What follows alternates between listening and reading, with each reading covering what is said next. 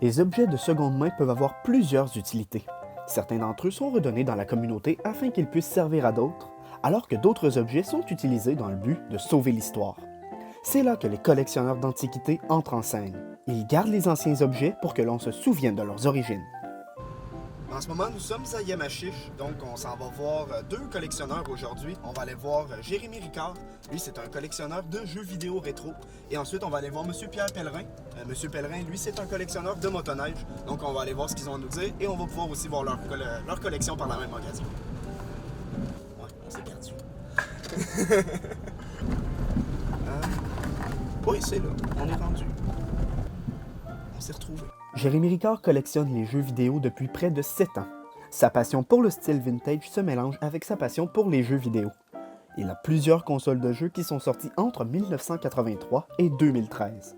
Il aime particulièrement le côté rassembleur des jeux vidéo. Les jeux vidéo, moi, ça, d'abord, j'ai aimé ça à cause que c'était rassembleur. Avant le début de secondaire, je me souviens d'avoir joué à GameCube avec mes amis plus jeunes. On se rejoignait ensemble puis on gamait. Fait que là, c'est là vraiment que ça doit avoir accroché. Cette collection vaut énormément d'argent pour un étudiant au cégep. Au total, 2000. En tant que mes consoles actuelles, Jérémy utilise plusieurs méthodes afin de trouver des jeux et des consoles. Les ventes de garage, le bouche à oreille et les sites d'annonces classés sont ses méthodes préférées. mais quand je recherchais beaucoup, j'aimais ça dans les ventes de garage. Donc souvent, je faisais des recherches sur Internet, tantôt sur Facebook, les packs Kijiji. Fait que là, ça me permettait d'aller chercher des produits en personne. Ou souvent, j'en parlais à du monde, puis je leur demandais, toi, as-tu des consoles à vendre, des vieux jeux rétro? Tu sais, souvent, le monde, il y avait les vieilles consoles de leurs parents chez eux. Puis là, ils s'en servent plus, fait qu'ils veulent les vendre pour avoir de l'argent. Pierre Pellerin collectionne et répare les motoneiges depuis pas moins de 40 ans. Il les achète en piteux état, les rafistole dans son atelier pour qu'elles soient identiques aux originales et les expose dans son musée. Les motoneiges, j'ai commencé à collectionner ça en 1980. Disons que ça a commencé par un coup de cœur, un type de motoneige que j'avais toujours voulu avoir, puis commençé à avoir de l'argent un peu. J'en ai acheté une, puis je l'ai remis à neuf, juste pour le plaisir de me promener avec. Puis à partir de celle-là, ça a été 2, 3, 4, puis là, le chiffre a monté. M. Pellerin possède énormément de modèles de motoneige, de la toute première motoneige commercialisée, fabriquée en 1927, à des modèles du milieu des années 70.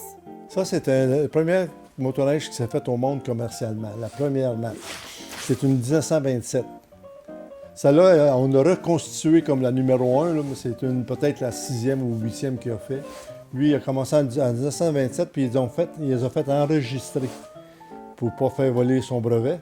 Acheter des motoneiges rares sur les sites de petites annonces est difficile, car il y a beaucoup plus de motoneiges produites en grande quantité. Sur les milieux de vente qu'on voit sur les Internet aujourd'hui ou choses comme ça, c'est des machines à plus grosse production qui sont là. Fait que les machines avec plus grosse production, moi, je n'embarque pas là-dedans, je suis pas là-dedans. Moi, je me rends en 1970, 72, je dépasse un petit peu.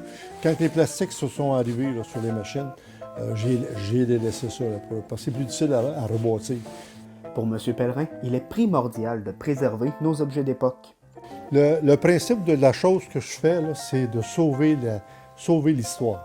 Puis je me suis aperçu avec les années que l'histoire, elle se perdait.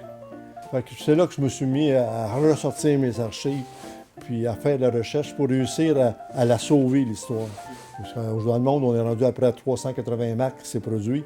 Aujourd'hui, il en reste 4. En effet, au Québec, il ne reste plus que 4 grandes marques de motoneige. Il s'agit de Polaris, Yamaha, Arctic Cat et BRP. Les sites de petites annonces peuvent être de véritables mines d'or pour les collectionneurs. Que ce soit en ligne ou en personne dans un magasin, avec de la recherche, il est possible de trouver la perle rare.